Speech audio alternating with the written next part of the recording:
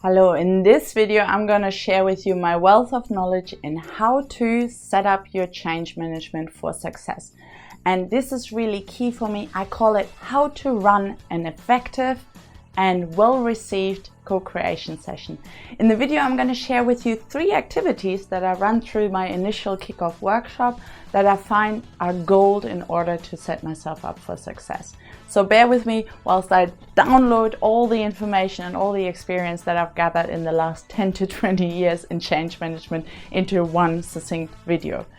First of all, a strong co-creation workshop should feel a little bit like an informal or a casual conversation. So you want to create a very safe space for people to allow them to really share their concerns, their ideas, and ask questions.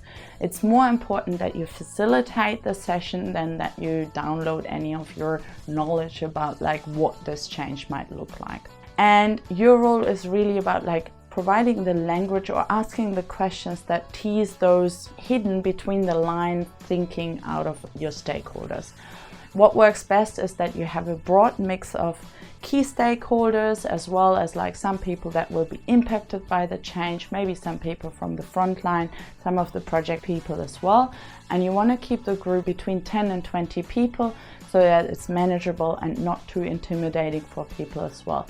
What works best is to have a bit of a neutral setting and set up your workshop space in a more playful way. So maybe cabaret style, have some flip charts, some markers, some post-it notes, some Lego, maybe simple building blocks that get people into doing and being creative rather than being stuck in their rational mindset.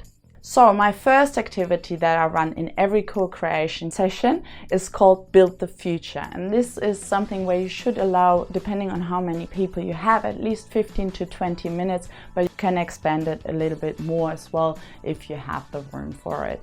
And your intent here is the alignment between people rather than perfection. And you want to precede some of the information of your change prior to this activity. So ideally you're going to give your stakeholders a little bit of pre-reading. That might be your business strategy, the case for change, and any non-negotiables, any strategic constraints that people need to be aware of. And whilst we're building the future, you want to shift very quickly from talking about the activity or the case to doing. So what you could do is invite them to use Lego blocks or building blocks or flip charts or a whiteboard in order to create a metaphorical, physical, visual representation of what the future might feel like, look like, smell like, taste like, what it will be like once you are in the future state. What's our vision, so to speak? And you could ask really good questions like, if this was successful, what would people be saying? What would people be seeing or feeling? And that will get people to envision the future state. It's a really good motivation starter as well. Whilst people are active, you as a facilitator should walk the room, drop into conversations and capture the language, the metaphors, the kind of essence of the hearts of the change that has been shared in this activity. You really know that this activity worked if conversation shifts away from us and them to we, when we created that kind of mutual buy-in into our vision. My second activity that I like to run is a map the journey. So we're now going away from just that future state and we want to understand what's that co-designed roadmap that brings us from where we are right now through the transition and to the future stage. So it's a little bit like a timeline on the wall or a storyboard that has different phases, or we might just have a simple table that's a now, next and future kind of separation, wherever your host organization or your people are most comfortable with. Again, here you could guide the conversations a little bit, you might want to ask where do you think the real work starts, or what do you feel right here, is it, what's fragile or what's a bit risky in this situation, so that people are aware of the little stepping stones, the milestones, the targets we need to hit as we move from left to right or from now to the future. and you want to support the group on agreeing a small number of meaningful stepping stones that bring you to the future. And again, don't over-design it, don't focus on perfection. It's all about the activity and that mutual involvement and buy-in as well. The third activity is a really key activity to move from co-creation into co-sensing, and I call it the treasure hunt.